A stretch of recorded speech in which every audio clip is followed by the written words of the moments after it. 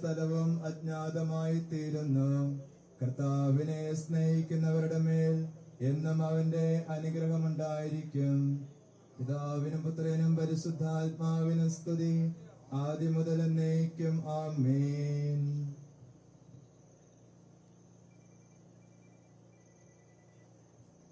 കർത്താവേ, മരിച്ചവരെ നീ കരുണാപൂർവം ജീവിപ്പിക്കണമേ. ജീവിച്ചിരിക്കുന്നവരെ ദയാപൂർവം പരിപാലിക്കണമേ. ഉദ്ധാനം പ്രതീക്ഷിച്ച് മരണമടഞ്ഞവരെ മഹിമയോടുകൂടെ ഉയർപ്പിക്കണമേ.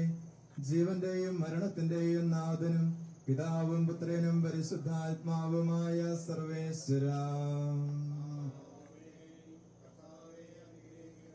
കാരുണ്യവാനും മനുഷ്യവംശത്തിന്റെ രക്ഷകനുമായ ദൈവമേ, അഭേദ്യമായ നിന്റെ കൽപ്പനയനുസരിച്ച് മരണം വഴി ലോകത്തിന് വേർപിരിഞ്ഞു പോയ ഞങ്ങളുടെ ഈ പ്രിയപ്പെട്ട ആത്മാക്കളെ വിശുദ്ധരുടെ സമൂഹത്തിൽ പ്രവേശിപ്പിക്കണമേ.